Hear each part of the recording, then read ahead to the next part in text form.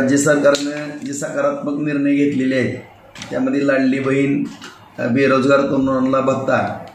त्याचबरोबर सर्व शेतकरी बांधवांची एक मागणी आहे की वीज बिल जसं माफ केलं, लाडली बहीण योजना शासनानं आणली, त्याच पद्धतीनं लाडला शेतकरी भाऊ ही एक योजना आणावी आणि संपूर्ण कर्जमाफी व्हावी अशा पद्धतीची शेतकऱ्यांची भावना आहे। आणि त्या भावनेची कदर करून निश्चितपणानं माननीय मुख्यमंत्री एकनाथ शिंदे साहेब, फडणवीस साहेब आणि अजितदादा पवार साहेब यांच्याकडे आम्ही भारतीय जनता पार्टी, शिंदे साहेबांचे आमदार आणि अजितदादांचे आमदार लोकांना सगळेजण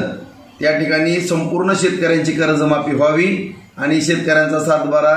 कोरा व्हावा या दृष्टिकोनातून आम्ही त्या ठिकाणी मागणी करणार आहोत। आणि आम्हाला पूर्णपणे आशा आहे की त्यांचं कर्ज सरकार माफ करेल आणि करावं।